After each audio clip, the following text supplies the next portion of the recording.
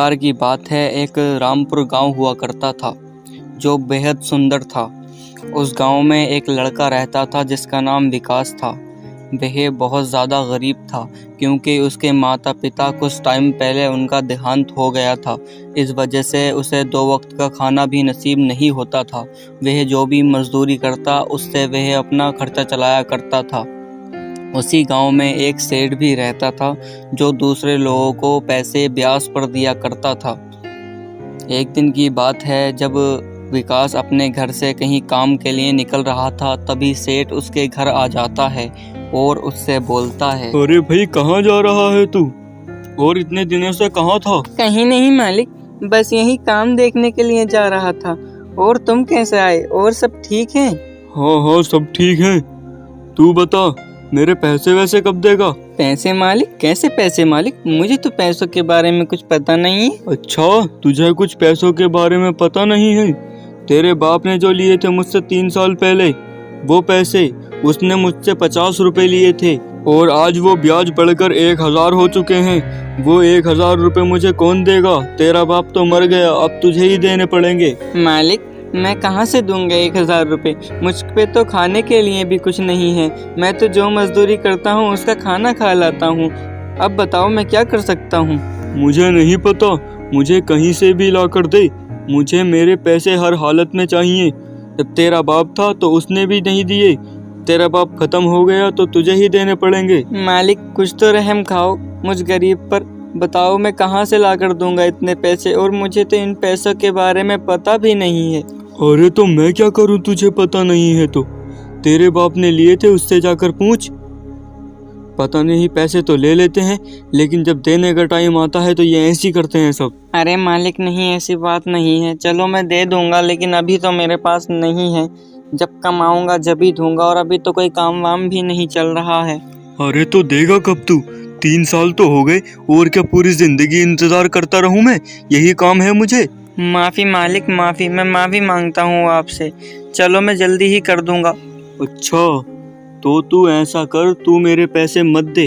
अरे मालिक, आप तो बहुत बड़े विद्वान हो, आप तो बहुत महान हो। तुमने मेरी सारी परेशानी हल कर दी। मैं पता नहीं 1000 कहाँ से लाता। अरे तुझे क्या लग रहा है, मैंने तेरे पैसे माफ नहीं किए हैं? मैंने तुझसे बोला है, मैंने तेरे पैसे माफ कर दिए। तू ऐसा कर, ये जो तेरा घर है ये मुझे दे दे और तेरे पैसे पूरे हो जाएंगे। चल निकल अब तू यहाँ से। अरे नहीं मालिक, नहीं, ऐसा मत करो। मैं रहूँगा कहाँ? मेरे पास तो रहने के लिए भी कुछ नहीं है, और मुझे तो खाना भी नहीं मिल पाता है। मैं क्या करूँगा मालिक, तुम ये बताओ मुझे। मुझे कुछ नहीं पता। ये सब बातें उस वक्त सोचनी चाहिए थी जब पैसे लिए थे। अब जब पैसे लिए हैं, या तो पैसे दो अभी, या फिर ये घर दो अभी। मालिक रहम खा लो, कुछ तो रहम खा लो।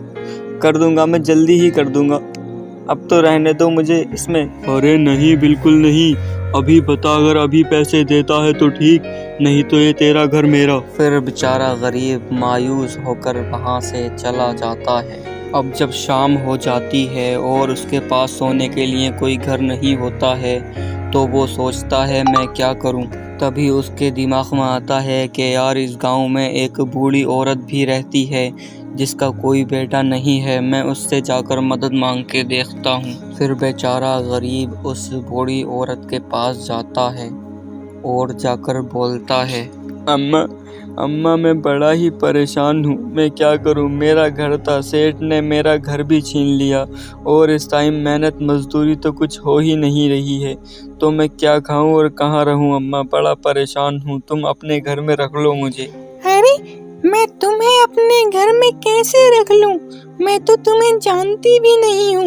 अम्मा, मैं इसी गांव में रहता हूँ। मेरे माँ बाप 2 साल पहले खत्म हो गए थे। अच्छा, तो तुम उसके बेटे हो। लेकिन मैं तुम्हें फिर भी नहीं रख सकती अपने पास। मैं तुम्हें कैसे रख लूं? क्या पता तुम मुझे लूट कर ले जाओ। अरे नहीं अम्मा, मैं क्या करूं? मैं परेशान हूँ। रात में कहाँ रुकूंगा? मेरा कोई रुकने का ठिकाना भी नहीं है। अम्मा, अपने घर में रख लो। उसके ज़्यादा कहने पे बेचारी बूढ़ी औरत को उस पर तरस आ जाता है और वह बोलती है, चलो अच्छा, मैं तुम्हें रख तो रही हूँ, लेकिन कुछ गलत मत करना। ना ही कुछ चोरी वोरी करके लेके जाना। मेरा कोई नहीं है, अगर कुछ चोरी हो गया तो मैं कहाँ से लाऊंगी दोबारा। मेरे पास 2-3 टाइम का खाना तो बड़ी मुश्किल से हो पाता है। फिर वह रात वहीं रुक जाता है और फिर जब अगली सुबह होती है तो वह एक फैक्ट्री मालिक के पास जाता है और जाकर बोलता है, मालिक साहब, मैं बड़ा परेशान हूँ, मुझे नौकरी की बहुत ज़रूरत है, क्या मुझे आपके यहाँ नौकरी मिल जाएगी? अरे कौन हो भाई तुम, और बिना पूछे कैसे आ गए? क्या तुम किसी को जानते हो यहाँ? नहीं मालिक साहब, मैं तो किसी को नहीं जानता, मैंने तो आपको देखा और मैं आ गया। सोचा जाके मालिक साहब से बात कर लूँ, हो सकता है नौकरी मिल जाए। मेरे माँ बाप 3 साल पहले मर चुके हैं और मेरा घर एक सेठ ने मुझसे छीन लिया। तो अब बताओ मैं क्या करूँ, मुझे नौकरी की बहुत ज़्यादा ज़रूरत है। अच्छा, तो क्या क्या काम कर सकते हो तुम? कुछ करना वरना भी आता है या ऐसे ही? हमें यहाँ काम वाले बंदों की ज़रूरत है, फालतू बंदों की ज़रूरत नहीं है हमें यहाँ पे। मालिक साहब, काम तो कुछ नहीं आता है, बस मजदूरी कर सकता हूँ।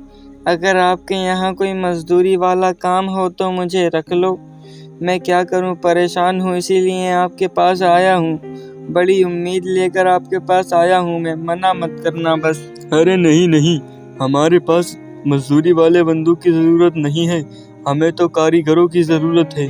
अगर कोई कारीगर हो तो बताओ, या अगर तुम करो तो बताओ।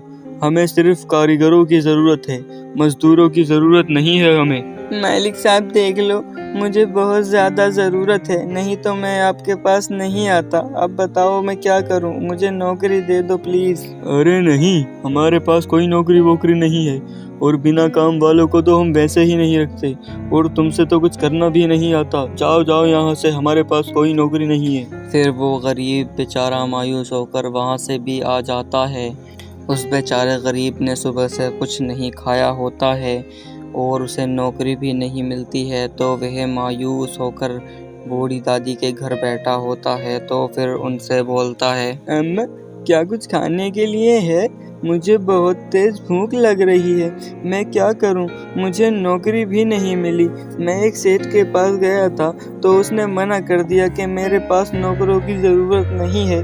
मैं क्या करूं अम्मा, मुझे बहुत तेज़ भूख लग रही है, क्या खाना बना हुआ है? बेचारी उस बूढ़ी औरत के घर में उसे खुद खाना तो बड़ी मुश्किल से मिल पाता था, और उस दिन तो उसके यहाँ कहीं से खाना आया भी नहीं था। नहीं बेटा, अभी तो खाना नहीं है, मैं क्या करूं? तुम ऐसा करो, जाओ जंगल से जाकर लकड़ियां बीन लाओ, फिर मैं तुम्हें खाना बना दूंगी। तो फिर वो जंगल आ जाता है और जंगल में एक पेड़ के नीचे बैठकर रोने लगता है और बोलता है, अगर आज मेरे मम्मी पापा जिंदा होते तो मुझे इतनी परेशानियां नहीं उठानी पड़ती, ना ही मेरा घर मुझसे छिनता, मुझे नौकरी भी मिल जाती। और आज तो मैंने पूरा दिन कुछ खाया भी नहीं है, मुझे इतनी तेज़ भूख लग रही है, मैं क्या करूं? मैं बहुत परेशान हूं और लकड़ियां तोड़ने आया हूं तो यहाँ तो लकड़ियां भी नहीं मिल रही हैं, मैं क्या करूं? या ऊपर वाले तू ही कुछ भेज दे, मैंने सुबह से कुछ नहीं खाया है और अब तो मुझे चक्कर भी आने लगे हैं, मैं क्या करूं? वह इतना बोल ही रहा होता है कि उसके सामने तभी अचानक एक खाने की थाली आ जाती है जिसमें काफ़ी सारा खाना होता है। यह देखकर बेचारा गरीब बहुत खुश होता है और बोलता है, अरे ये खाना कहाँ से आया? यहाँ तो कोई है भी नहीं, फिर ये खाना आया तो आया कहाँ से? फिर जहाँ वह बैठा था उस पेड़ के ऊपर से आवाज़ आती है, ये मैंने भेजा है, मैं एक जादुई पेड़ हूँ, लेकिन मैं बस तुम्हारी इतनी ही मदद कर सकता था, मैं तुम्हारी और मदद नहीं कर सकता। वो यूं क्योंकि अगर मैंने तुम्हारी मदद कर दी तो तुम फिर मेहनत करना भूल जाओगे, इसलिए खुद करो। एक गांव में सोनू अपने माता पिता के साथ रहता था। उसके पिता मजदूरी किया करते थे और अपने एक परिवार को बहुत अच्छी तरीके से संभाल रहे थे। सोनू 5वीं कक्षा में आ चुका था और वो बहुत अच्छी शिक्षा हासिल कर रहा था। सोनू पढ़ने में बहुत तेज़ था और उसे पढ़ाई का बहुत शौक़ था और वो हर बार क्लास में अव्वल आता था। वह स्कूल का एक बेहतरीन स्टूडेंट था। सब कुछ अच्छे से चल रहा था, उनकी ज़िंदगी अच्छे से बीत रही थी। सोनू हर बार क्लास में अव्वल आकर अपने माता पिता का नाम रोशन कर रहा था और अब वो 5वीं कक्षा में आ चुका था।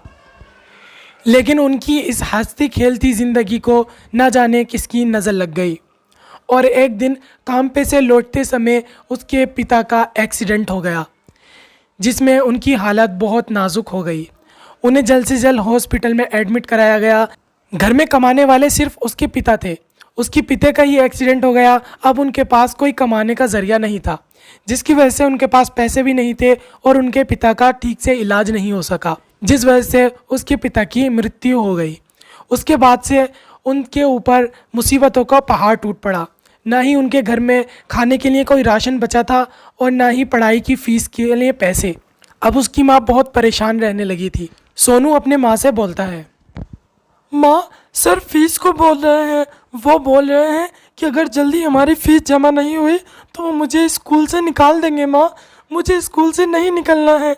कितना अच्छा था ना जब पापा हमारे साथ थे तो हमें किसी चीज़ की परेशानी नहीं थी और मेरी शिक्षा भी अच्छी तरीके से हो रही थी। लेकिन अब क्या होगा माँ, वो मुझे स्कूल से निकाल देंगे। मुझे बड़ा आदमी बनना है माँ।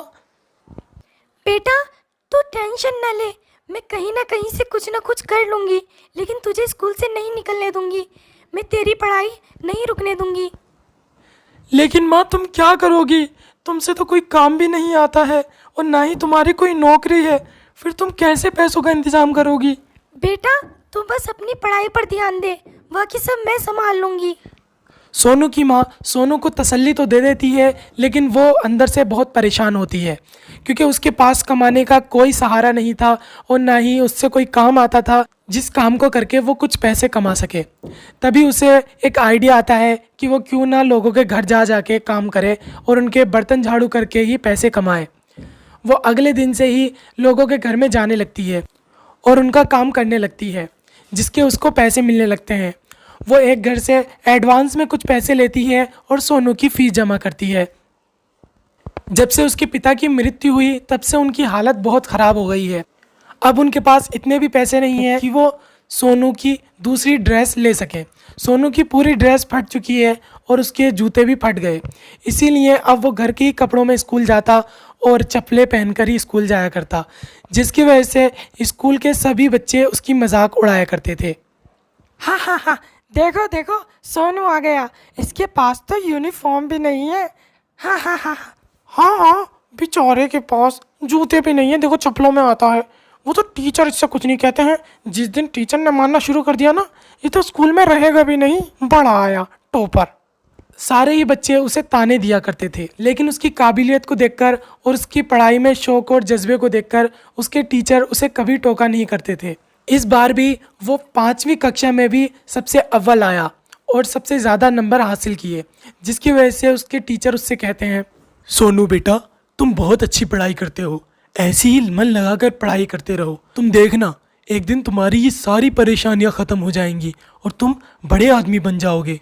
हाँ टीचर, मुझे बड़ा आदमी बनना है और बड़ा आदमी बन के मुझे अपनी माँ का सहारा बनना है। मेरी माँ दिन भर काम करती है, उसके बाद जाके हमारे लिए 2 वक्त की रोटी और मेरी फ़ीस के पैसे जमा हो पाते हैं। हाँ बेटा, तुम अपनी माँ की मेहनत को बेकार मत जाने देना। तुम मन लगा के पढ़ाई करो ताकि तुम बड़े आदमी बन सको। उसके बाद वो बहुत ज़्यादा मन लगा के पढ़ाई करने लगता है और 6ठी 7वीं 8वीं 9वीं ये सारी कक्षा वो पास कर लेता है और सब में ही वो फर्स्ट आया करता था। अब वो 10वीं कक्षा में आ चुका था। बेटा तूने सारी ही कक्षा बहुत अच्छी तरीके से पास की है और सब में अव्वल नंबर लाया है। बस ये कक्षा और है, इसमें तू बहुत अच्छे नंबर ले आना, बहुत मेहनत करना। हाँ माँ, मैं तुम्हारा सिर कभी झुकने नहीं दूंगा। मैं इसमें भी बहुत ज़्यादा मेहनत करूंगा और पूरे स्कूल में टॉप करके दिखलाऊंगा। उस दिन के बाद से वो और ज़्यादा मेहनत करने लगता है और दिन रात वो पढ़ाई करता और अपनी माँ से किसी चीज़ की भी मांग नहीं किया करता था। वो जैसा था उसी में ही वो पढ़ाई किया करता। अब 10वीं की परीक्षा स्टार्ट हो चुकी थी। वो सवेरा जल्दी से उठता है और जल्दी जल्दी तैयार होता है। बेटा पेपर अच्छे से देकर आना और जितना भी याद किया है सब लिख कर आना, कोई कमी ना रह जाए। माँ तुम टेंशन ना लो, मैंने जितनी कोशिश की है और जितनी तैयारी की है, ज़्यादातर मैं स्कूल में टॉप करके दिखाऊंगा तुमको। फिर वो घर से निकल पड़ता है। उसके पास ना ही तो कोई साइकिल थी और ना ही किराए के लिए पैसे, इसीलिए वो हर रोज़ स्कूल को भी पैदल ही जाया करता था और अब परीक्षा देने भी पैदल ही जा रहा था। चलते चलते उसके आधे रास्ते में ही चप्पल टूट जाती हैं। अरे ये क्या हो गया, इनको भी अभी ये टूटना था। अगर मैं इन्हें संभलवाने रख गया तो मेरे एग्ज़ाम में बहुत देरी हो जाएगी और मैं लेट हो जाऊंगा। मुझे ऐसे ही जाना होगा। फिर वो नंगे पैर ही पेपर देने पहुंच जाता है और वो खूब अच्छी तरीके से पेपर देता है। धीरे धीरे समय बीतता है और सारे ही पेपर हो जाते हैं। फिर रिजल्ट का दिन आता है। सोनू बेटा, तुमने इस बार भी हमारे स्कूल का और अपने माता पिता का सिर गर्व से ऊंचा कर दिया। तुमने इस बार ना कि सिर्फ स्कूल में टॉप किया है बल्कि पूरे जिले में तुम टॉप आए हो और सरकार की तरफ से तुम्हें स्कॉलरशिप भी मिली है। ये सुनकर सोनू बहुत ज़्यादा खुश हो जाता है और वो खुशी खुशी अपने घर लौटता है। जब वो घर जाता है तो वो देखता है कि उसके घर पर बहुत सारे मीडिया वाले आए होते हैं। बारी बारी करके सभी मीडिया वाले उसका इंटरव्यू लेते हैं। अपने बेटे की कामयाबी देखकर उसकी माँ बहुत खुश होती है। फिर वो आगे की पढ़ाई भी मन लगाकर करता है और 11वीं 12वीं की परीक्षा पास करता है। 12वीं में भी वो जिला टॉप आता है और वो ऐसे ही आगे भी मन लगाकर पढ़ाई करता रहता है और दिन रात वो पढ़ाई करता और बहुत मेहनत करता, क्योंकि उसका सपना था कि वो अपनी माँ की सारी परेशानियाँ दूर करना चाहता है। उसकी ये मेहनत और लगन रंग लाती है और वह एक IPS ऑफिसर बन जाता है। ये देखकर उसकी माँ का सर गर्व से ऊंचा हो जाता है और वो सारी खुशियाँ अपनी माँ के कदमों में डाल देता है और उसका जो सपना था वो भी पूरा हो जाता है। वो इस तरह अपनी परेशानियों से लड़ते हुए एक कामयाब इंसान बन जाता है। लक्ष्मी के पापा बहुत ज़्यादा गरीब थे। उनके पास 2 वक्त की रोटी खाने तक के लिए पैसे नहीं हुआ करते थे। वो मजदूरी करके जैसे तैसे अपना खर्चा चलाया करते थे। उनकी एक बेटी थी जिसका नाम लक्ष्मी था। बाकी उनकी कोई और संतान नहीं थी और उनकी पत्नी का 2 साल पहले ही देहांत हो गया था। अब लक्ष्मी की उम्र शादी लायक हो चुकी थी। अब उन्हें उसकी शादी की टेंशन सताने लगी थी, क्योंकि उनके पास इतने पैसे नहीं थे कि वो लक्ष्मी के लिए ज़्यादा से ज़्यादा दहेज कर सकें या फिर ज़्यादा मेहमानों को खाना खिला सकें। इसीलिए वो बहुत ज़्यादा टेंशन में रहने लगे थे। तभी एक राज नाम के लड़के से उसका रिश्ता पक्का हो जाता है। राज की फैमिली भी एक गरीब फैमिली थी। जल्द ही शादी का वक्त करीब आता है। लक्ष्मी के पापा अपनी पूरी मेहनत करके और अपनी सारी जमा पूंजी लगाकर भी उसके लिए दहेज का इंतज़ाम नहीं कर पाते हैं। तब भी वो सिर्फ मेहमानों को और बारातियों को खाना ही खिला पाते हैं। विदाई के टाइम वो अपनी बेटी लक्ष्मी से बोलते हैं, बेटी मुझे माफ़ कर दे। तेरा बूढ़ा बाप इस लायक नहीं है कि तुझे दहेज दे सके। मेरे पास तुझे देने के लिए 1 रुपया भी नहीं बचा है बेटी। हो सके तो मुझे माफ़ कर देना। बस मैं तुझे दहेज के नाम पर एक ये कुकर दे सकता हूँ। इस कुकर को ले जा मेरी बेटी। लक्ष्मी अपने पापा से वो कुकर को ले लेती है और उसे अपने पापा का आशीर्वाद समझकर उसे अपनी ससुराल ले जाती है। ससुराल में पहुंचते ही उसकी सास की सहेलियां बोलती हैं, अरे शीला, तू ऐसी बहू लाई है? अरे तेरे पास क्या कमी थी जो तू इसे उठा लाई? इतने ज़्यादा गरीब घराने की बहू लेके आई है तू कि एक दहेज ना ला सकी और एक कुकर लाई, वो भी पुराना, सदियों पुराना कुकर है ये। तू तो कट गई। इसके मैके वालों ने तो तुझे काट ही लिया। हाँ शीला, इन लोगों के पास तो 2 वक्त की रोटी खाने तक के लिए पैसे नहीं होते हैं और तुझे अपने घर की बहू बना के ले आई। अरे कम से कम ठीक से परिवार के लिए आती, जो दहेज ले आती तो तेरा भी कुछ भला हो जाता। तू तो बिल्कुल अपने ही तरह बहू ले आई। इस तरह वो सब उसकी मजाक बनाने लगते हैं। उसकी सास का ये सब सुन के खून खोल उठता है और वो गुस्से में बोलती है, अरे तुमने सब खा लिया ना, अब जाओ यहाँ से। यहाँ पे तमाशा देखने आ गई हो, चलो भागो सब यहाँ से। हाँ हाँ जा तो रहे हैं, अब बेचारी करेगी भी क्या? ऐसी तो हमें भगागी, अब आएंगे भी ना तेरे घर खुले। और इस तरह वो औरतें मुंह टेढ़ा कर करके वहाँ से चली जाती हैं।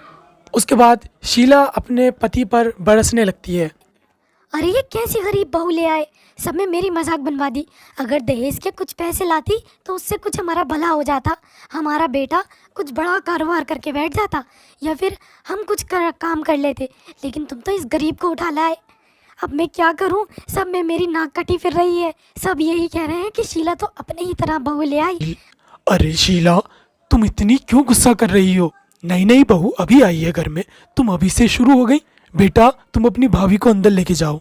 जी पापा, चलो भाभी कमरे में चलते हैं। लक्ष्मी की नंद उसे कमरे में ले जाती है।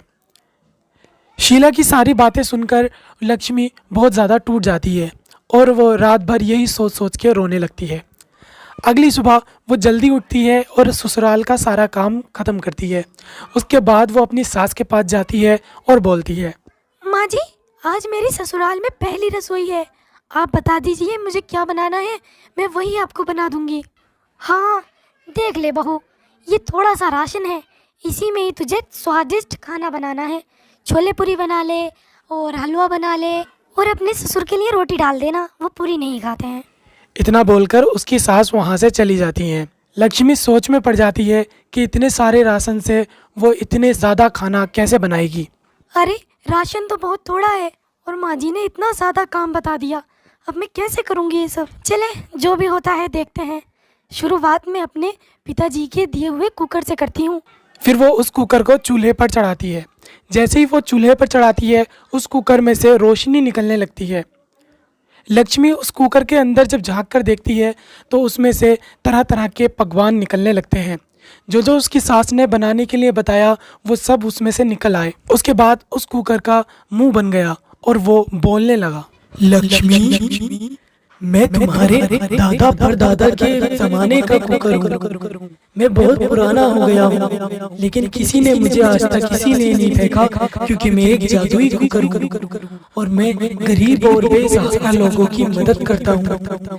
तुम बहुत दयालु लड़की हो और तुमने गरीबी भी बहुत देखी है, लेकिन अब तुम्हारी सारी गरीबी दूर हो जाएगी और तुम्हारे ससुराल में मैं तुम्हारा साथ दूंगा। तुम मेरा बना हुआ खाना अपने ससुराल वालों को खिलाओ, फिर देखना सब अंगुलियां चाटते रह जाएंगे। ये सुनकर लक्ष्मी हैरान हो जाती है और फिर वो सारा खाना अपने ससुराल वालों को खिलाती है। ससुराल वाले वो खाना खाकर अंगुलियां चाटते रह जाते हैं। उसके ससुर बोलते हैं, अरे वाह बहू, क्या बात है, तुम्हारे हाथों में तो जादू है, जादू। इतना अच्छा खाना मैंने आज तक नहीं खाया। हाँ भाभी, इतना अच्छा खाना मैंने भी आज तक नहीं खाया। इतना स्वादिष्ट खाना आप बनाती हो, मुझे तो पता ही नहीं था। सास भी खाना खाकर देखती है और उससे रहा नहीं जाता और वो पूछ लेती है, बहू, मैंने तो तुझे थोड़ा सा राशन दिया था, फिर इतना ज़्यादा खाना कहाँ से बन गया और वो भी इतना स्वादिष्ट। फिर लक्ष्मी अपने ससुराल वालों को उस जादुई कुकर के बारे में बताती है। फिर सब उस कुकर को आजमाने के लिए उस कुकर के पास जाते हैं। उसकी नंद कुकर से बोलती है, ए प्यारे जादुई कुकर, मुझे जलेबी खाने का बहुत मन कर रहा है, मुझे जलेबी दे दो प्लीज़। इतना बोलते ही उस कुकर में से रोशनी चमक उठती है और उसके आगे जलेबी की प्लेट आ जाती है। ये देखकर सबको यकीन हो जाता है कि वो सच में जादुई कुकर था। फिर उस कुकर का मुंह बन जाता है और वो बोलने लगता है, मैं कोई साधारण कुकर नहीं हूँ, मैं एक जादुई कुकर हूँ और अब मैं तुम्हारी सारी गरीबी दूर कर दूंगा। तुम्हें जो भी खाने को चाहिए वो मुझसे मांग लिया करना, मैं वो तुम्हें तुरंत बनाकर दे दूंगा। ये सुनकर सब बहुत खुश होते हैं। सभी वो जलेबी खाते हैं और वो जलेबी भी बहुत स्वादिष्ट होती हैं। उनको जिस चीज़ का भी खाने का मन करता वो कुकर से बोल दिया करते। कुकर तुरंत ही उन्हें वो चीज़ें बना कर दे दिया करता। एक दिन लक्ष्मी अपनी सास से बोलती है, माँ जी, ये कुकर इतना अच्छा खाना बनाता है, क्यों ना हम एक ढाबा खोल लें, क्योंकि अगर किसी को भी इस कुकर का स्वाद लग गया तो वो ज़रूर हमारे ढाबे पर दोबारा आएगा, क्योंकि इसका स्वाद ही इतना अच्छा है। हाँ बहू, तू कह तो ठीक रही है, ये आइडिया बहुत अच्छा है, इससे हमारी आमदनी भी काफ़ी अच्छी हो जाएगी। सबको ही वो आइडिया बहुत पसंद आता है और वो अगले दिन से ही एक ढाबा खोल लेते हैं। सुबह से दोपहर हो जाती है पर उसके पास कोई भी ग्राहक नहीं आता है। लक्ष्मी उदास हो जाती है। कुकर उससे बोलता है, क्या हुआ लक्ष्मी, तुम क्यों उदास खड़ी हो, क्या बात है, मुझे बताओ। कुकर, सुबह से हम यहाँ पर खड़े हैं लेकिन एक भी ग्राहक हमारे पास नहीं आया। ऐसा चलता रहा तो हमारी तो कमाई ही नहीं होगी। अरे तुम टेंशन क्यों लेती हो, जब मैं हूँ तो अब देखो मेरा जादू। और फिर कुकर अपने अंदर से एक स्वादिष्ट खुशबू निकालता है। वो खुशबू हर जगह फैल जाती है। उस खुशबू को सूंघ कर बहुत सारे ग्राहक उसके पास आ जाते हैं और उससे ऑर्डर देने लगते हैं। आपको क्या चाहिए? मुझको छोले पनीर ला दो। और मुझको गाजर का हलवा। फिर वो जाकर उन दोनों के लिए उनका ऑर्डर ले आता है। उन दोनों को उसका खाना इतना पसंद आता है कि वो तारीफ करने लगते हैं। अरे वाह, इतना अच्छा खाना तो मैंने आज तक कहीं नहीं खाया। हाँ हाँ, तुम ठीक कह रहे हो। इतना अच्छा खाना तो किसी 5 स्टार होटल में भी नहीं मिलता है जितना अच्छा खाना इनके ढाबे पर है। हम तो और ज़्यादा खाना खाएंगे, कुछ और भी ले आओ भैया। इस तरह रोज़ रोज़ उनके ग्राहक बढ़ने लगते हैं। जो भी एक बार उनका खाना चखता वो बार बार उनके ही ढाबे पर आने लगता है। इस तरह उनकी कमाई अच्छी होने लगती है और कुछ ही दिनों में उनकी सारी परेशानियां दूर हो जाती हैं और वो बहुत अमीर हो जाते हैं। एक दिन कुकर उनसे बोलता है, मैं गरीब और बेसहारा लोगों का सहारा हूँ, इसीलिए तुम मेरा खाना गरीबों को मुफ्त में खिलाओ ताकि कोई भी गरीब भूखा ना सो सके। इस पर उसकी सास बोलती है, हाँ बहू, जादुई कुकर बिल्कुल ठीक कह रहा है। हम भी इसी गरीबी से गुजरे हैं और हमें भी भूख की शिद्दत क्या होती है ये हम सबको पता है। इसीलिए अब हम किसी भी गरीब को भूखा नहीं सोने देंगे, हम सबको खाना खिलाएंगे। हाँ माँ जी, अब हम सबको खाना खिलाएंगे। कल से ही हम गरीबों के लिए मुफ्त में खाना देंगे। अगले दिन से ही वो गरीबों को मुफ्त में खाना खिलाने लगते हैं और इस तरह उनका ढाबा बहुत अच्छी तरीके से चलने लगता है और उस गांव में कभी कोई गरीब भूखा नहीं सोता है। हमारी कहानी आपको अच्छी लगे तो वीडियो को लाइक और चैनल को सब्सक्राइब जरूर करें।